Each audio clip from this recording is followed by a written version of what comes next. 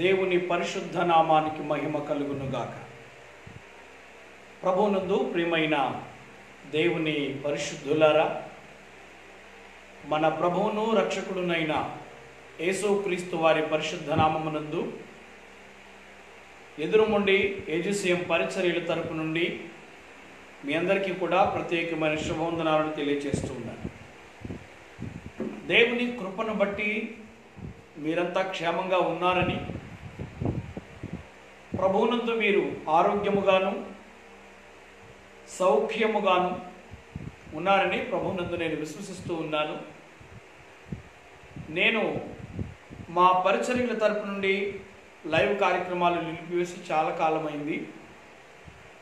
అయినా ప్రభువును ప్రార్థిస్తూ ఉన్నాను. ఓ చక్కని తరుణంలో దేవుని మాటలు ప్రకటించాలని ఆశపడుతూ, అయితే అనూహ్యంగా మరి విశాఖపట్నంలో ఉన్న మా ప్రియుల కుటుంబం ద్వారా ఒక చక్కని అవకాశం వచ్చింది.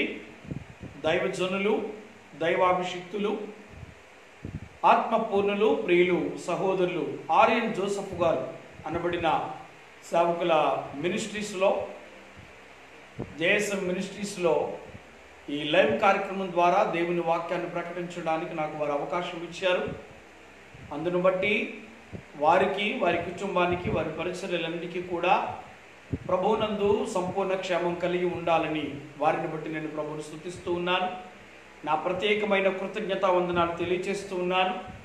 ఈ అవకాశాన్ని ఇప్పించినటువంటి మా సహోదరుల కుటుంబానికి కూడా ప్రత్యేక వందనాలను ప్రభువు పేరట ప్రకటిస్తూ ఉన్నాను.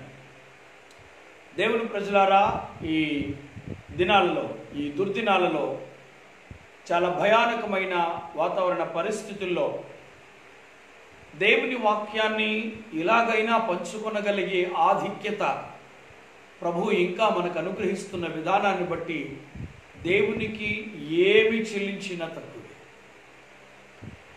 నా మట్టుకు నేనైతే కేవలం ప్రతి ఉదయం లేవగానే ఒక క్రొత్త కీర్తనతో ప్రభువును స్తుతించడం నాకు అలవాటు.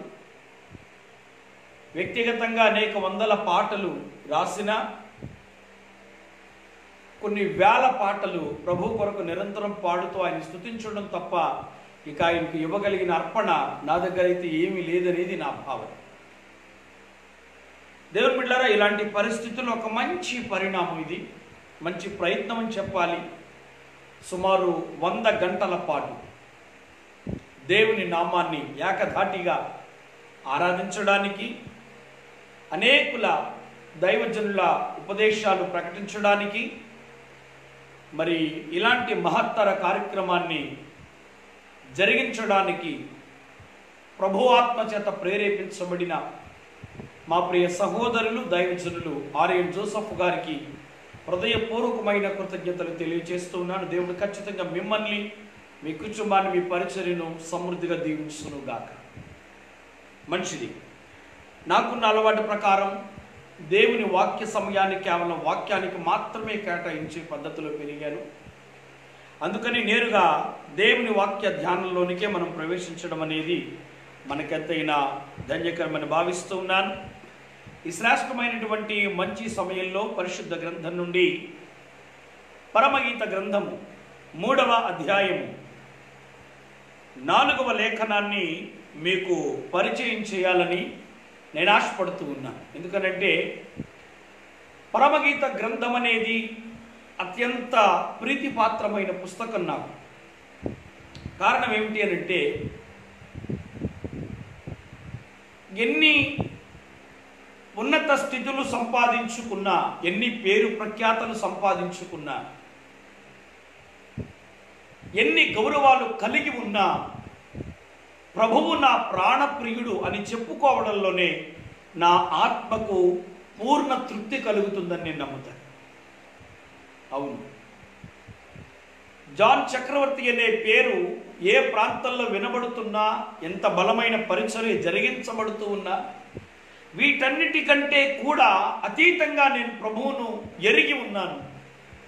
ఆయన నా ప్రియుడు, నేను ఆయన కొరకు సిద్ధపరచబడుతున్న వధువు సంఘము అనే భావన ఎల్లప్పుడూ నా ఆత్మీయ స్థితిని అభివృద్ధి పరుస్తూ ఉంటుంది. అందుకని ఈ పుస్తకం మీద ఎక్కువ దృష్టి నిలపడానికి నేను ఇష్టపడతాను.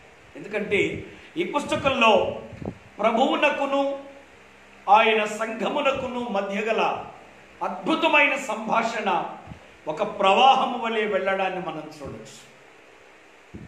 ఒకరిని ఒకరు పరస్పర అభినందనలు, కృతజ్ఞతలు, వారిరువురికి మధ్య ఉండే ప్రేమాభిమానాలు, ఒక విధంగా చెప్పాలి అంటే వారిరువురి మధ్య కొనసాగిన ఆ ఆత్మ సంబంధమైన ప్రేమ ప్రయాణం అద్భుతమైన అనుభూతులను మన ముందుంచుతుంది అనడంలో ఎలాంటి సందేహం లేదు. ఈ అద్భుత పరిశుద్ధ కావ్యంలో హెచ్చరికలున్నాయి, దిద్దుబాట్లున్నాయి, సర్దుబాట్లున్నాయి, దేవుని కృపావరాలున్నాయి, ప్రభువు మనకు అనుగ్రహిస్తున్న ఫలాలున్నాయి. అన్నిటిని కూర్చిన సమాహారం ఈ పుస్తకం. అందుకనే నేను ఎక్కువ పరమగీత గ్రంథాన్ని ధ్యానించడానికి ఇష్టపడుతూ ఉంటాను ప్రియులారా. అందుకనే ఈ పూట అంటే చాలా దినముల తరువాత ఇలా ఒక బహిరంగ వేదిక లాంటిది నాకు ఇది. అందుకనే ఈ అంశాన్ని మీ ముందు పెట్టాలని సిద్ధపడి ఈ లైవ్లోకి వచ్చాను. దేవునితో ఉండే ఆత్మ సంబంధమైన జీవన ప్రయాణం,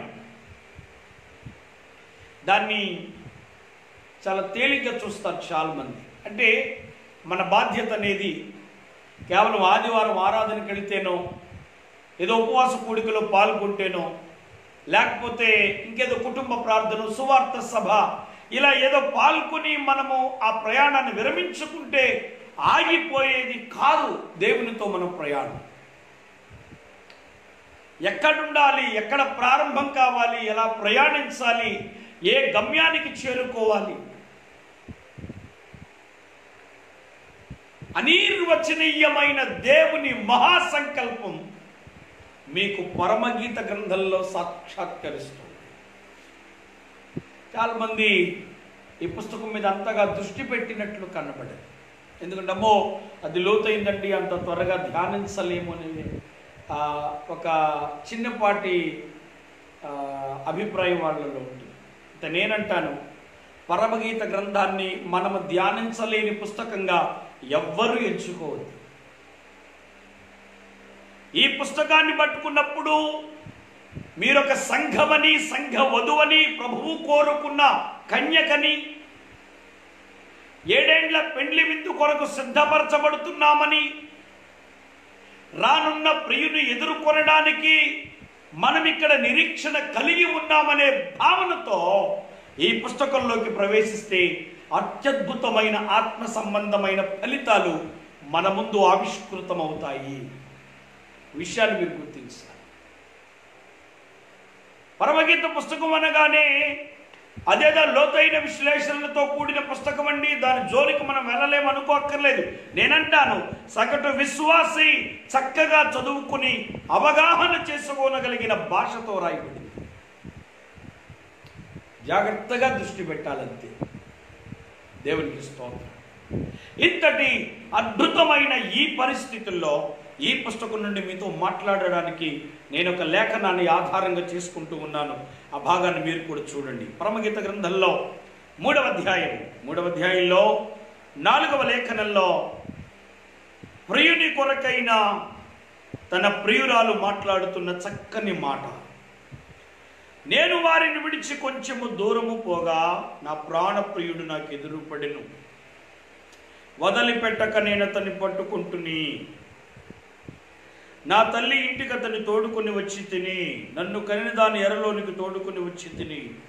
యెరూషలేము కుమార్తెలారా, పొలములోని ఇరులను బట్టి లేళ్లను బట్టి మీ చేత ప్రమాణము చేయించుకుని లేచుటకు ప్రేమకు ఇష్టమగు వరకు మీరు లేపకయు కలతపరచకయు ఉండుడని నేను మిమ్మును బతిమాలు కొనుచున్నాను. ఆమె ఆ మాటలో ప్రాణప్రియుడు అనే లేక నా ప్రాణప్రియుడు అనే పదాన్ని ఉపయోగించడానికి చూస్తాడు.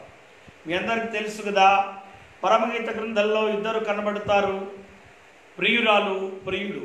ప్రియురాలు సర్వాధికారి అయిన దేవుడు శరీరధారిగా ఈ లోకానికి వచ్చి తన నిండు యవన కాలమందు ప్రాణాన్ని పెట్టి రక్తాన్ని కార్చి తనను తాను ప్రపంచపు యజ్ఞ బలి పశువుగా నిరూపించుకుని ఆ రక్తపు బిందువుల ఫలితంగా ఆయన సిద్ధపరుచుకున్నదే ప్రియురాలి స్థానంలో ఉన్న సంఘం. కలువరి రుధిర ధారలకు గుర్తుగా నిర్మించబడినది ప్రభు యొక్క వధువు సంఘం. ఆమె దేవుడు కోరుకున్న ప్రియురాలు. ఆమె ప్రధానంగా మనకి ఇక్కడ కనబడుతుంది. ఇక ఆ ప్రియురాలి కొరకు ప్రాణము పెట్టడానికి సహితము తెగించి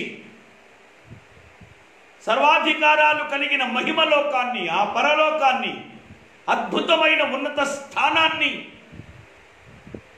ఆ మహిమ కలిగిన వైభోగాలను అన్నిటిని వదిలిపెట్టుకుని ఓ సాధారణ మానవునిగా దేవుడే మారిపోవడాన్ని ఆ ప్రియుని పాత్రకు ఆపాదించబడతా ఉంది. ఇక్కడ మీరు చూస్తే ప్రజలంటే దేవునికి ఎంత మక్కువ. ప్రియురాలు అనే మాటకు అర్థం ఏమిటంటే ఇష్టురాలు. ప్రియురాలు అంటే ఇష్టురాలు. ప్రియుని ప్రేమ పొందుటకు యోగ్యకరమైనది ప్రియురాలు అంటే. ప్రియుని దేవుని బిడ్డలారా, దేవాది దేవుడే ప్రియుని స్థానంలో ఉంటే ఆ సర్వాధికారి అయిన దేవుని ప్రేమను పొందగలిగిన అర్హతను మనకు అనుగ్రహించి ప్రియురాలి స్థానానికి చేర్చారు ప్రభువు సంఘ వధువుని. ఎంత గొప్ప ధన్యత అండి. దేవునికి స్తోత్రం. లేఖనంలో వ్రాయబడుతోంది, యెహోవా మహోన్నతుడై ఉన్నను, ఆయన దీనులను లక్ష్యపెట్టి. మనమేదో బాప్తిసం పొందాం కాబట్టి, ప్రార్థిస్తున్నాం కాబట్టి, పాటలు పాడుతున్నాం కాబట్టి, సంఘ క్రమాలు అనుసరిస్తున్నాము కాబట్టి దేవుడు మనల్ని దీవించేస్తున్నాడు, ప్రేమించేస్తున్నాడు, వర్ధల్ల చేస్తున్నాడు అనే ఆలోచనలో ఏ ఒక్కరు ఉండవద్దు. దయచేసి ఈ లైవ్ కార్యక్రమంలో ఉన్న ప్రతి ఒక్కరికి ప్రకటిస్తున్నాడు. దేవుణ్ణి నువ్వు ప్రేమించావు కనుక ఈ స్థితిలో లేవు. నేను ఆ మాట కూడా మీకు జ్ఞాపకం చేస్తాను. రెండొకసారి యోహాను సువార్తలో 15వ అధ్యాయము ఒక శ్రేష్టమైన సందర్భాన్ని ప్రభువారు అక్కడ ప్రవేశపెట్టడాన్ని కూడా మీకు నేను జ్ఞాపకం చేయదలుచుకున్నాను. యోహాను సువార్త 15వ అధ్యాయంలో 16వ వచనం, మీరు నన్ను ఏర్పరచుకొనలేదు, మీరు నా పేరట తండ్రిని ఏమి అడుగుదురో అది ఆయన మీకు అనుగ్రహించినట్లు మీరు వెళ్ళి ఫలించుటకును మీ ఫలము నిలిచియుటకును నేను మిమ్మును ఏర్పరచుకుని నియమించి తిని. మనము కోరుకున్నందుకు ఆయన మనకు దేవుడు కాలేదండి. ఆయనను దేవుడుగా కోరుకునే అర్హత లేనప్పుడు మనల్ని ఆయన తన ప్రజలుగా ఇష్టపడ్డాడు. ఎంత గొప్ప దేవుడు. నువ్వేదో రక్షణ పొందావు గనుక, క్రైస్తవ జీవితాన్ని అంగీకరించావు గనుక, లోకానికి వేరుగా వచ్చావు గనుక ఆయన నీకు దేవుడుగా ప్రకటింపబడము కాదు. ఇది గుర్తు చేసుకోవాలి. దేవుణ్ణి నువ్వు ప్రేమించినందుకు ఆయన నీకు దేవుడు కాలేదు. ఆయన నీ దేవుడుగా చెప్పుకొనడానికి అర్హత లేని సమయంలో నీకు నాకు అర్హతను, అవకాశాన్ని కలిగించి ఆయన మనకు దేవుడుగా ప్రకటింపబడ్డాడు. ఎంత గొప్ప దేవుడు. అందుకని ఆవిడ ఆ పదాన్ని ప్రయోగిస్తుంది, ఆయన నా ప్రాణప్రియుడు. దేనికి ప్రాణప్రియుడు? ఎందుకు ఆ పదము అంత చక్కగా వర్ణించడానికి ఆవిడ ఇష్టపడుతోంది అంటే 103వ కీర్తనలో మీకు నేను ఆ మాటను కూడా ఒకసారి జ్ఞాపకం చేయాలని ఆశపడుతున్నాను. ఒకసారి రండి. 103వ కీర్తనలో, నా ప్రాణమా యెహోవాను సన్నుతించుము, నా అంతరంగమును సమస్తమైన పరిశుద్ధ నామమును సన్నుతించుము. నా ప్రాణమా యెహోవాను సన్నుతించుము, ఆయన చేసిన ఉపకారములలో దేనిని మరువకుము అంటూ క్రింది భాగానికి కనుక మనం కొంచెం ముందుకు వెళ్ళిపోతే 4వ వచనంలో సమాధిలో నుండి నీ ప్రాణమును విమోచించుచున్నాడు. ఎందుకు ఆయన ప్రాణప్రియుడిగా ఎంచబడతాడు? ఏ కారణము చేత సంఘము ఆయనను ప్రాణప్రియుడిని పిలుస్తుందంటే ఆ ప్రాణానికి ఆయన ప్రియుడిగా మారిపోవడానికి గల కారణం ఏంటంటే ఈ ప్రాణం అనేది అపవాది బంధకాల మధ్య నలిగిపోయిన దినాలు. తెలుసా మీకు? ఆ 103వ కీర్తనలో భక్తుడు అంటాడు, ఆయన నీ దోషములన్నిటినీ క్షమించువాడు. భూలోక సంబంధులైన ప్రజలు, మానవ జాతి యావత్తు కూడా పాప సంబంధులు, బంధకాల మధ్య ఉన్నవారు, నెమ్మది లేని స్థితిలో ఉన్నటువంటి వారు. ఏమండి, ఏమాత్రం సమాధానము సంతోషం అనేది తెలియని పరిస్థితిలో ఉన్నారు. అక్కడి నుంచి ప్రభువు పిలిచాడు. అందుకని పేతురు భక్తుడు ఒక చక్కని మాట మన ముందు ప్రవేశపెడతాడు. మీరు చూస్తే పేతురు రచించినటువంటి ఆ మొదటి పత్రికలో మీరు ఆ మాట చూడొచ్చు. 2వ అధ్యాయము 9వ లేఖనంలో ఒక శ్రేష్టమైన పదాన్ని ఆయన వాడడాన్ని మీరు చూడొచ్చు. పేతురు రాసినటువంటి ఆ మొదటి పత్రికలో 2వ అధ్యాయం 9వ వచనం, అయితే మీరు చీకటిలో నుండి ఆశ్చర్యకరమైన తన వెలుగులోనికి మిమ్మును పిలిచిన వాని గుణాతిశయములను ప్రచురము చేయి నిమిత్తం. నీకు నువ్వుగా వచ్చానని నువ్వు అనుకుంటావు. నేనే వచ్చానండి దేవుడి దగ్గరికి, ఇంకంతకాలం లోకంలో తిరుగుతుంది, దేవుడి దగ్గరికి వచ్చానండి. ఎవరు బాగు చేయకపోతే దేవుడి దగ్గరికి వచ్చానండి, ఎవరు పట్టించుకోకపోతే దేవుడి దగ్గరికి వచ్చాను, నన్ను ఆదరించేవాళ్ళు లేరండి, అందుకే ఏసే దగ్గరికి వచ్చానండి. కాదు కాదు కాదు, ప్రభువు పిలిచాడు. నువ్వు రావడం కాదు, ఆయన నిన్ను పిలిచాడు. ఇది బాగా స్పష్టంగా అవగాహనలో పెట్టుకోండి ఈ మాట. అయితే చీకటిలో నుండి, చీకటి అనేది బైబిల్ భాషలో పాపానికి గుర్తు. చీకటి, కటిక చీకటి, అంధకారము, గాఢాంధకారము. అంధకారము అనేది చీకటి, గాఢాంధకారం అనేది కటిక చీకటి. అంధకారం అనేది చీకటి, చీకటి అనేది పాపము. గాఢాంధకారం అనేది కటిక చీకటి, కటిక చీకటి అనేది ఘోరమైన పాపం. దేవునికి స్తోత్రం. దేవుడు నిన్ను ఆ దోషముల మధ్యలో బంధించబడి ఉండగా చూశాడు. ఆ బలహీనతల మధ్యలో, ఆ అసమాధాన సంకళ్ళ మధ్యలో, నెమ్మది లేని జీవితం, బాహ్య సంబంధమైన వారందరూ విడిచిపెట్టి ఆదరించి వారు లేని వేళ, పరిస్థితి మార్చబడని వేళ, కృంగిపోయిన సందర్భంలో, ఆ చీకటి కలిగిన నీ జీవిత పరిస్థితిలో నీ ప్రాణమును విమోచించడానికి వచ్చాడు ఆయన. దేవునికి స్తోత్రం. బాగా వాక్యాన్ని వెంబడించండి దయచేసి. ప్రియమైన దేవుని బిడ్డలారా, ఇలాంటి విడుదల ఇవ్వాలని ఎవరు అనుకున్నారు తెలుసా? ఎవరైనా ఉన్నారా మనకి ఇలాంటి విడుదలను ఇవ్వడానికి ఆశపడిన వాళ్ళు? ఒకవేళ ఇస్తే కానీ అది మనకు దక్కుతుందా? 49:7 కీర్తన భాగంలో అంటాడు కదా, ఎవడును ఏ విధము చేతనైనను తన పొరుగువాన్ని విమోచించలేడు, తన సహోదరుని విమోచించలేడు. దెర్ ఇస్ నో ఛాన్స్, అవకాశం లేదు.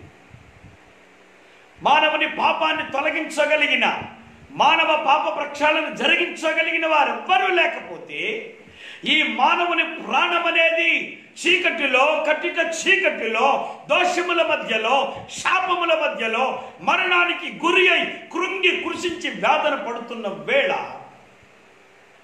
ఆయన చూశాడండి. దేవునికి స్తోత్రం. ఇంకెవరు చూడలే, మనకు సహాయం చేయాలని ఎవరు అనుకోలే, మనకు మేలు చేయాలని ఎవరు అనుకోలేదండి. ఒకవేళ నీకు ఎవరైనా అయితే అన్నం పెట్టచ్చు, డబ్బులు ఇవ్వచ్చు, అవసరాలు తీర్చచ్చు, కానీ ప్రాణాన్ని నిలబెట్టగలిగింది ప్రభువు మాత్రమే. ఇది నేను స్పష్టంగా ప్రకటించగలను ధైర్యంగా. కీర్తనాకారుడు అంటాడు, ఆయన సమాధి గోతులో నుండి నీ ప్రాణమును విమోచించుచున్నాడు. హల్లెలూయా. బాగా గమనించు. ఎందుకు ప్రభువుని మనం అంతగా హత్తుకోవాలి? ఎందుకు దేవునికి అంత సమీపంగా వెళ్ళిపోవాలి అంటే నీకు సంబంధించిన బంధువులు, రక్త సంబంధులు, స్నేహితులు, శ్రేయోభిలాషులు ఏ ఒక్కరూ చేయని అద్భుతమైన ఉపకారం. అందుకని పై భాగంలో కీర్తిస్తూ, ప్రభువుని కీర్తిస్తూ అంటాడు, ప్రాణమా ఆయనను సన్నుతించుము, ఆయన చేసిన ఉపకారాలు అనేకం ఉంటాయి. తిండి పెట్టింది ఆయన, ఆరోగ్యం ఇచ్చింది ఆయన, శక్తినిస్తోంది ఆయన, దినదినం ఆయుర్దాయాన్ని పెంచుతోంది ఆయన. ఇవన్నీ ఉపకారాలైతే వీటన్నిటికంటే ముందుగా కనబడేది ఏంటో తెలుసా? సమాధి గోతికి పోకుండా నీ ప్రాణమును విమోచించుచున్నాడు. ఈ కోణంలో ప్రభువుని ఎప్పుడైనా మనం ఆరాధించామా? ఎందుకు నేను పని కట్టుకుని ఆదివారం ఆరాధనకి వెళ్ళాలి? ఎందుకు నేను పని కట్టుకుని ఆయనే దేవుడని సాక్ష్యం ఇవ్వాలి? ఎందుకు నేను ఆయనకు మాత్రమే భక్తుడిగా, భక్తురాలిగా నా బ్రతుకును కొనసాగించాలి అంటే ఆయన తప్ప ఇక ఎవరు విమోచించలేరు. ఎవడును ఏ విధము చేతనైనా ఏం చేసినా. కోట్లు ఖర్చు పెడతారు కొంతమంది, డాక్టర్ల దగ్గరికి వెళ్ళి కళ్ళ వెళ్ళబడతారు. ఇప్పుడు ఆల్రెడీ అదే పరిస్థితిని మనం చూస్తూ ఉన్నాం. ప్రజెంట్ కోవిడ్-19 అనబడినటువంటి ఒక కరోనా మహమ్మారి ప్రాణాలను విలవిలలాడిస్తోంది. ఎక్కడ చూసినా రోగులే, డాక్టర్ల చుట్టూ అయ్యా బ్రతికించండి, అయ్యా బ్రతికించండి, మేము బ్రతికితే చాలండి. అంటే మనిషికి ప్రాణం అంటే అన్నిటికంటే మిన్న. మనం ఏదైనా ఒక బట్టల షాపులోకి వెళ్ళామండి, ఒక మంచి వస్త్రం నచ్చింది మనకు, దాన్ని కొనాలని ఆశపడి, ఎంతండి?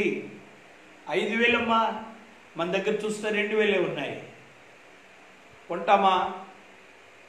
వద్దులే అని సరిపెట్టుకుని వచ్చేస్తా. ఒక వాచ్ నచ్చింది, ఒక గోల్డ్ చైన్ నచ్చింది, ఒక సెల్ ఫోన్ నచ్చింది, ఒక వెహికల్ నచ్చింది, ఏదైనా నచ్చింది అన్నప్పుడు అది కొనాలనుకుంటామో, కానీ దానికి సరిపడా ఆర్థిక స్థితి మనకు లేనప్పుడు వద్దులే అని సరిపెట్టుకుంటాం. అదే ప్రాణం మీదకి వచ్చింది, బలహీనత పెరిగిపోతుంది, చావు సమీపిస్తోంది అన్న సందర్భంలో హాస్పిటల్కి వెళ్ళి డాక్టర్ గారిని అడుగుతూ ఉన్నాం, అయ్యా బలహీనత వచ్చింది, బాగు చేయండి.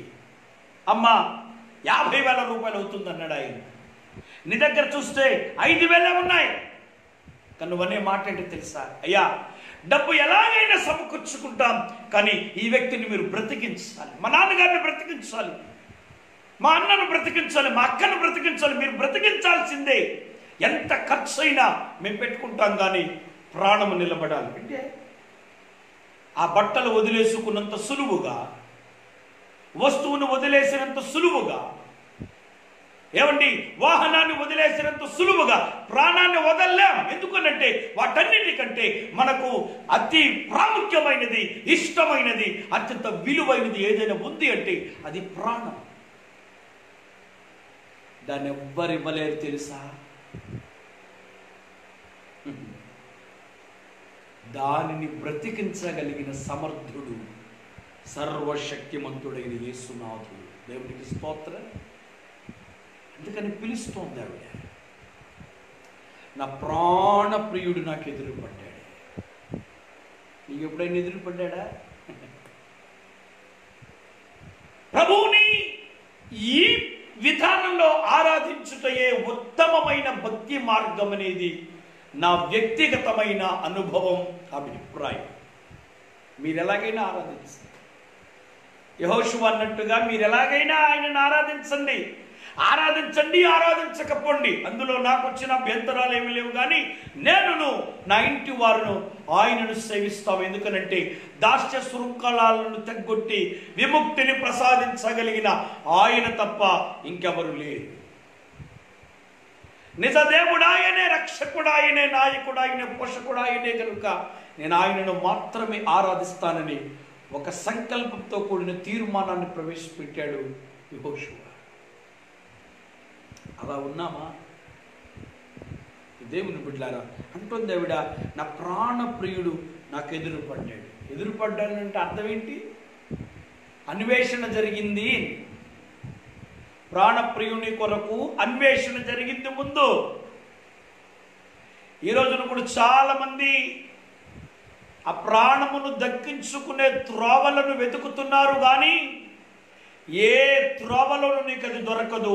ప్రపంచమంతటికి ఒకే ఒక్క మార్గం, the only way Jesus Christ.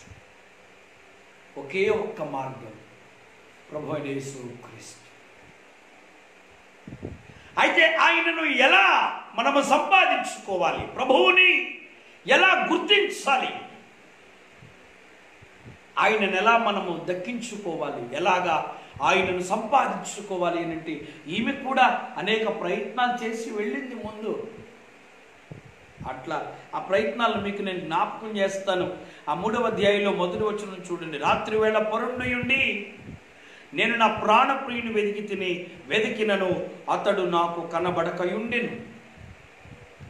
ఈ క్రమంలోనే చాలా మంది ప్రభువుని అడుగుతూ ఉన్నారు. ఈ రోజున ప్రార్థన చేస్తున్నారు, ఉపవాసాలు చేస్తున్నారు, సంఘాలకు వెళుతూ ఉన్నారు, కానీ అడిగినంత స్థాయిలో దేవుని కృపను పొందుకోలేకపోతున్నారు, కార్యాలు చూడలేకపోతున్నారు. కారణం ఏంటో తెలుసా? వాళ్ళు చేస్తున్న పని రాత్రి వేళ పరుండి ఉండి. రాత్రి అనేది చీకటికి, చీకటి అనేది పాపానికి గుర్తు. రెండవది పరుండి ఉండుట. పరుండుట అనేది నిర్లక్ష్యానికి గుర్తు, సోమరితనానికి గుర్తు. బైబిల్లో రాయబడింది, సోమరివాని చేను నేను దాటి రాగా అందులో ముండ్ల తుప్పలు ఉన్నాయట. ఏమున్నాయంటే ముండ్ల తుప్ప. ఎవరి చేను అది? సోమరివారి చేను. ఈ సోమరివారు అనేది ఎక్కడెక్కడి నుంచో కొత్తగా ఏం కనబడరు, మనలోనే ఉంటారు. ఆరాధన సమయం అవుతూనే ఉంటుంది, దానికి పెద్దగా విలువ ఇవ్వరు, నిదానంగా ఎప్పుడుకో వెళ్తారు మందిరాన్ని. కొన్ని సందర్భాల్లో దేవుని సన్నిధిని కావాలని నిర్లక్ష్యం చేస్తూ ఉంటారు. ఓ ప్రార్థన సమయాన్ని సరిగా పాటించలేరు, దేవుని స్తుతించి పాడడానికి ఆయన ముందు నిలబడలేరు, దైవ సాన్నిధ్యంలో ధైర్యంతో కూడిన బలమైన సాక్ష్యాన్ని ప్రకటించను లేరు. వీళ్ళు ఎంత వెతికితే దొరుకుతాడు ఆయన? ఎంత వెతికితే కృప దొరుకుతుంది? నువ్వెంత వెతికినా నీ నిర్లక్ష్యంలో నువ్వు ఉన్నంత కాలం నువ్వేం పొందుకోలేవన్నది నిజం. రెండు, ఆ రాత్రి వేళ, రాత్రి అనేది చీకటికి, చీకటి అనేది పాపానికి గుర్తు. ఈ పాపపు తలంపులను మార్చుకోకుండా, పాపపు ఉద్దేశాలను మనం మార్చుకోకుండా దేవుని కృపను పొందుకోవటం అనేది అసాధ్యమైన పని. అది మీరు ప్రధానంగా గుర్తుపెట్టుకోండి. రాత్రి వేళ పరుండి ఉండుట అనే పరిస్థితి భక్తిహీన జీవితాన్ని చూపిస్తోంది. దేవునికి స్తోత్రం. ఆ భక్తిహీన జీవితంలో ఉండి నువ్వెంత బ్రతిమలాడినా, ఎంత ప్రార్థించినా ఏ ఉపయోగం ఉండదు. యెహోషువ యెరికో పట్టణాన్ని జయించిన తరువాత హాయిపురం మీదకి 3000 మందిని యోధులను పంపాడు, దానిని జయించుకురండి అని. వెళ్ళిన వారు గెలిచారా? ఓడిపోయారంటే ఓడిపోయారు. చెట్టుకొకడు పుట్టుకొకడు పారిపోయి ప్రాణ భయంతో విలవిల్లాడిపోయి హాయి వారు వాళ్ళని తరిమి తరిమి చంపేశారు. అంత పెద్ద పట్టణమైన యెరికోను గెలిచిన వాళ్ళు ఒక చిన్న పల్లెటూరు హాయిని గెలవలేకపోయారు. కారణం ఏంటి? హాయి బలమైందా లేక యెరికో బలహీనమైందా?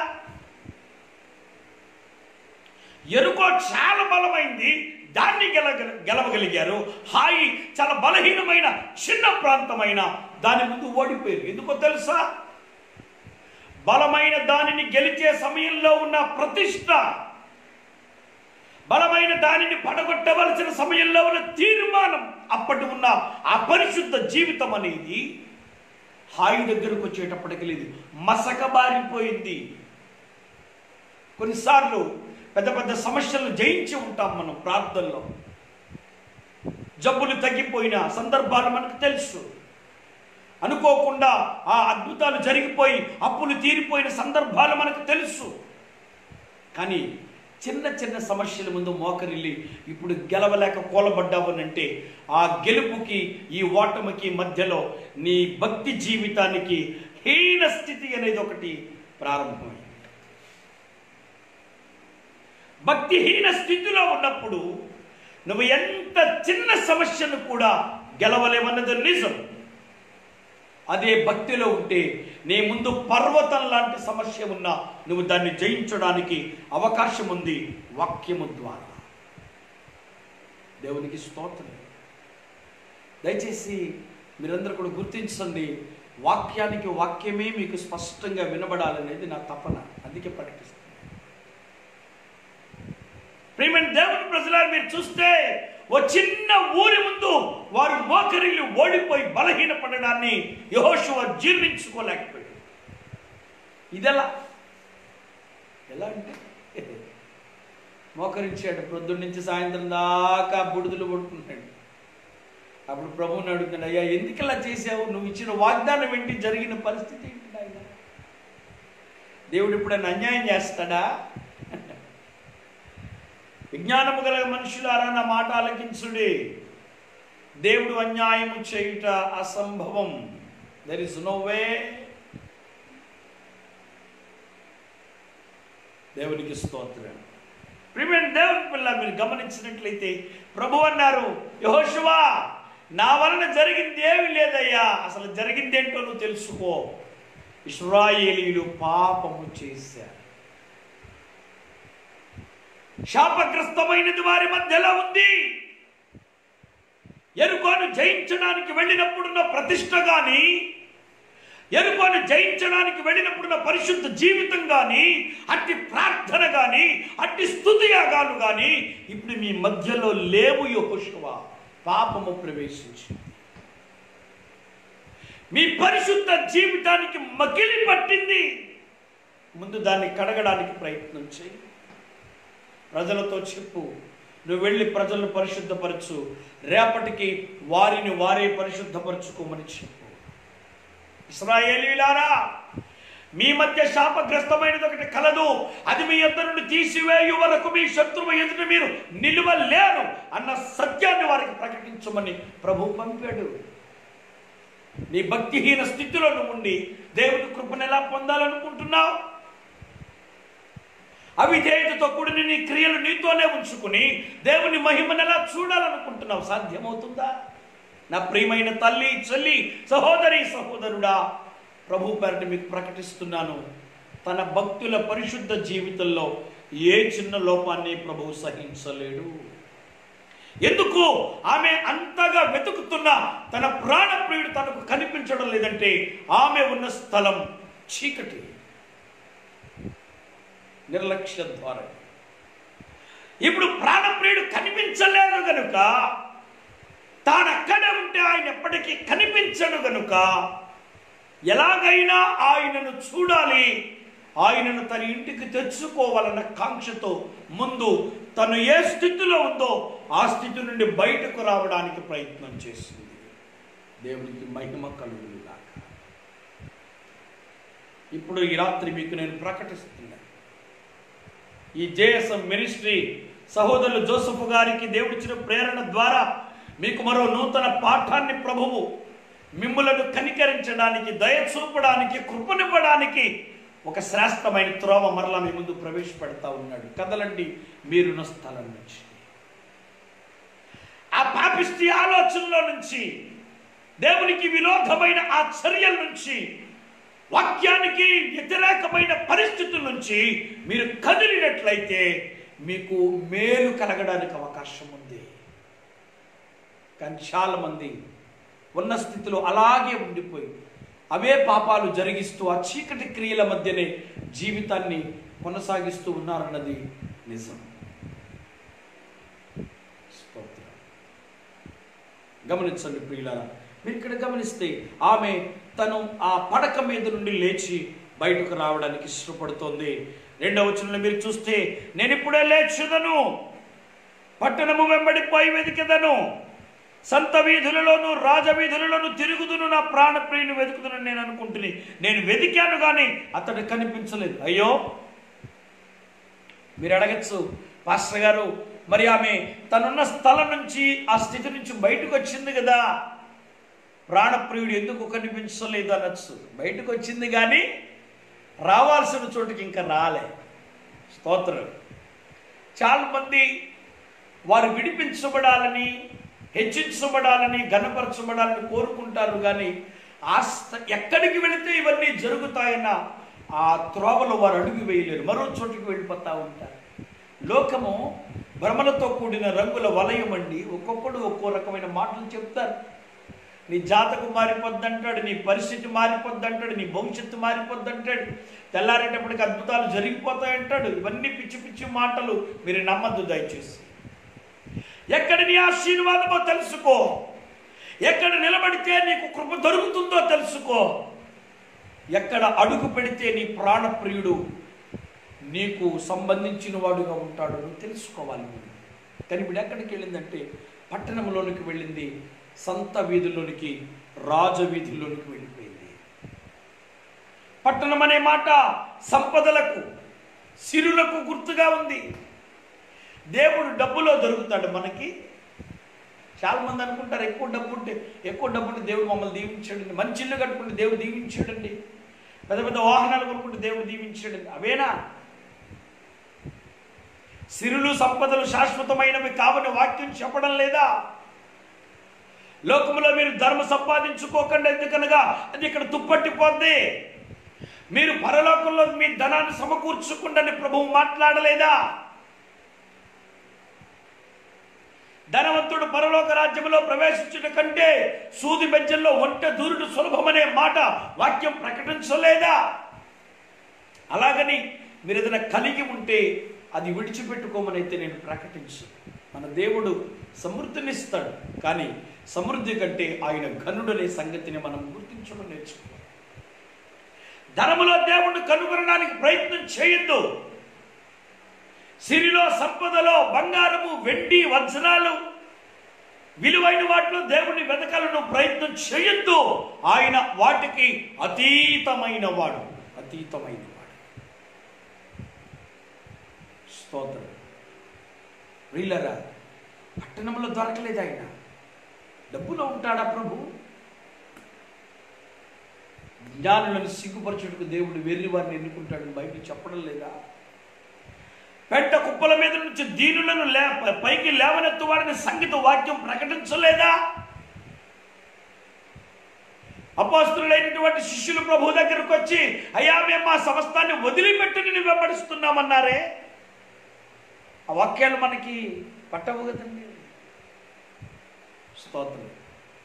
దేవునిని సంపదలకు, సిరులకు ముడిపెట్టి చూడద్దు. ఆయన వాటికి అతీతమైన వాడు.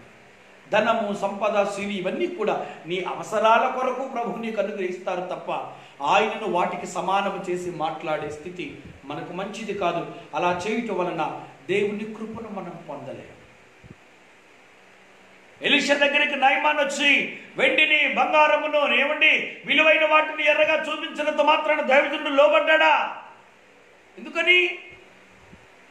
వాటితో దేవుడు సమానుడు కాడు, దేవుని కార్యాలు సమానము కావు.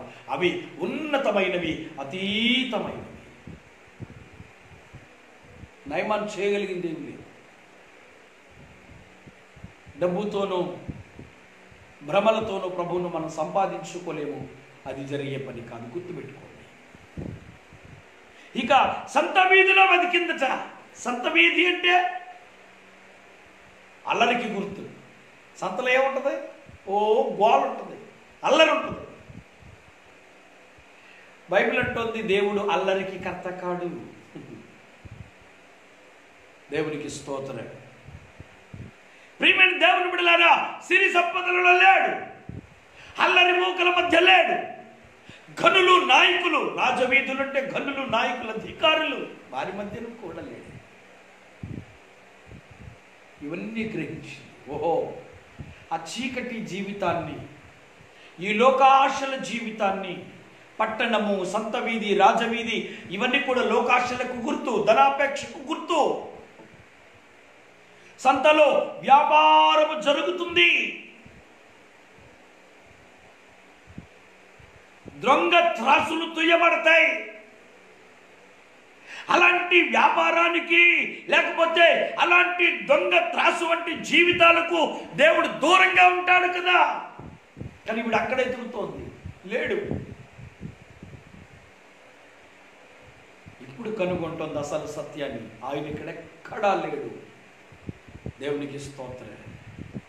చీకటి స్థితిలో లేడు, ఎందుకంటే అక్కడ పాపం ఉంటుంది. పాపం ఉంటే ప్రభువు ఉంటాడు. పట్టణములో లేడు, ఎందుకనగా అక్కడ ధనము సిరులు సంపదలు ఉంటాయి. ఆయన వాటితో సమానుడు కాడు. ఆయన వాటికి అతీతమైన వాడు. సంత వీధులు లేడు, దుర్వ్యాపారము జరుగుచోటు ఆయన ఎక్కడ లేడు.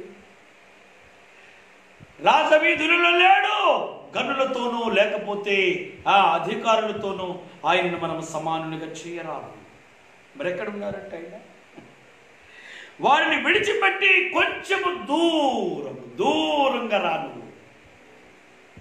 దేనికి దూరంగా రావాలి? ఆ చీకటి జీవితానికి దూరంగా రావాలి. ఆ ధనాపేక్ష కలిగిన అనుభవ జీవితానికి నువ్వు దూరంగా రావాలి.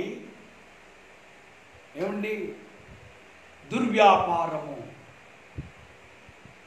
రాజవీధులు గర్వానికి అహంకారానికి గుర్తుగా నిలబడతాయి. ఆ గర్వాంధకారమైన జీవితానికి నువ్వు దూరంగా రావాలి. స్తోత్రం. ఇవన్నీ వదిలిపెట్టొస్తేనట తన ప్రాణప్రియుడు తనకు ఎదురుపడ్డాడు. అద్భుతం కదా.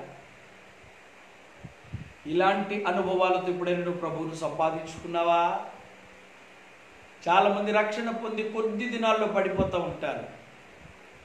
మారు మనసు పొందిన అతి తక్కువ సమయంలోనే తిరిగి లోకంలో కలిసిపోతూ ఉంటారు. ఇంకొందరు అయితే చాలా తెలివైన వాళ్ళండి. వాళ్ళు సంఘానికి వస్తారు, లోకాన్ని అనుసరిస్తారు. ఏమంటే వాక్యాన్ని వింటారు, సాతాన్ని వెంబడిస్తూ ఉంటారు. దేవుని కార్యాలు చూస్తూనే ఉంటారు, లోకాచారాలు పాటిస్తూనే ఉంటారు. ఇలాంటి వేషధారులకు ఆయన ప్రాణప్రియుడు కాడు, కానేరుడు కాబోడు. ఎవరికి ఆయన ప్రాణప్రియుడు, ఎవరి ప్రాణమును ఆయన ప్రీతికరమైనదిగా ఎంచుతాడు, ఎవరి ప్రాణానికి సమాధి గోతి నుంచి విడుదలనిచ్చి శాశ్వతమైన సంతోషాన్ని స్థిరపరుస్తాడు అంటే ఎవరైతే తమ పాపపు స్థితిని విడిచి దూరంగా వస్తారు, ఎవరైతే ధనాపేక్ష కలిగిన జీవితానికి దూరంగా వస్తారో, ఎవరైతే దుర్వ్యాపారము అల్లరి జీవితానికి దూరంగా వస్తారో, ఎవరైతే గర్వానికి అహంకారానికి దూరంగా వచ్చి విధేయులై ఉంటారో వారికి ఆయన ఎదురు పడతాడు. ఆయనే వస్తాడు. అదే చెప్పాను మీకు. మనం వెతుకుతున్నాం కాబట్టి ఆయన మనకు కనబడలే. ఇదివరకు ఆయన ఎన్నుకున్నాడు కాబట్టి ఇప్పుడు మనం ఆయన వెతుక్కుంటున్నాం. ఇదివరకే ఏర్పరచుకుని ఉన్నాడు కాబట్టి ఇప్పుడు మనం ఆయన ఆరాధిస్తున్నాం. ఇదివరకే మన ప్రాణములకు ఆయన మూల్యము చెల్లించి ఉన్నాడు కనుక ఇప్పుడు మనము సజీవులమై ప్రభువును గణపరుస్తున్నాం. కనుక నా ప్రియమైన దేవుని ప్రజలారా, పరిశుద్ధులారా, ప్రభు పేరట మీ అందరికీ చేతులు జోడించి ప్రకటిస్తూ ఉన్నాను. దేవునికి విధేయులంటే ఇష్టం. దేవునికి పాపపు జీవితాన్ని విడిచిన వారంటే ఇష్టం. దేవునికి పరిశుద్ధ జీవితాన్ని ప్రేమించేవారంటే ఇష్టం. ఆయనకు ఇష్టమైన వ్యక్తిగా ఉండగలవా? ఆలోచించి అలా అయితే ఆ ప్రాణప్రియుడు నీవాడవుతాడు ఈ రాత్రి కాలంలో. దేవునికి స్తోత్రం. ప్రభు మన ఇంటికి వస్తే జరిగే అద్భుతాలు అనేకం. 99 ఏండ్ల సుదీర్ఘమైన నిరీక్షణ అబ్రహాము జీవితంలో అద్భుతమైన కార్యాన్ని చేసింది ప్రభువారి పాదస్పర్శ. ఉగ్రతకు సమీపించబడిన ప్రాంతం నుంచి ప్రాణాలతో తప్పించబడ్డాడు లోతు అనంటే అక్కడ కూడా ప్రభువారి పాద ప్రవేశం. నిరాశతో నిస్పృహతో ఏమాత్రం సంతోషం లేని జీవితంలో చేపలు దొరకక వట్టి దోణిలతో వచ్చిన పేతురు దోణి నిండింది అంటే అక్కడ ఉన్న ప్రభు పాద స్పర్శ. ఓ సమాధుల దొడ్డిలో అందరి చేత వెలివేయబడి ఊరికి దూరంగా పడి కొట్టుకు మిట్టాడుతున్నటువంటి వానికి దురాత్మల బారి నుంచి విడుదల దొరికింది అంటే అక్కడకు ప్రవేశించిన ప్రభువు పాదస్పర్శ. ఆయనని ఇంటికి రావాలి, నువ్వున్న చోటికి రావాలి.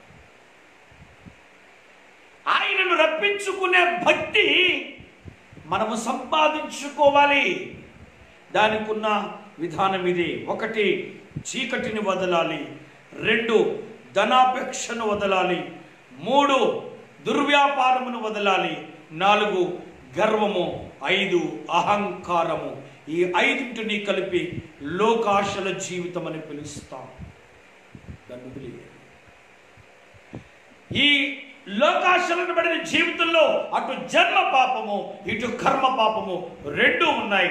వాటికి విడుదల యేసు రక్తం మాత్రమే. ఎవరైతే ఈ లోకంలో తమ పాపపు జీవితాన్ని గుర్తించి దానికి విడుదలనివ్వగలిగిన ఒకే ఒక్క దేవుడు యేసు అని గ్రహించి ఆయన వైపు తిరిగి మారు మనసు పొంది ఆయన వాక్యాభిషేకంలో యేసు రక్తము చేత ఎవరు కడగబడతారో ఆయనను వారు పొందుకోగలుగుతారు. వారి యొద్దకు ప్రభువు ప్రవేశిస్తాడు. ఆయన ప్రవేశిస్తే అద్భుతం, స్వస్థత, విడుదల, ఉన్నత కార్యాలు, ప్రజలందరికీ ఒక ఉన్నత స్థితికి ప్రభువుని తీసుకొని వెళ్ళిపోతాడు.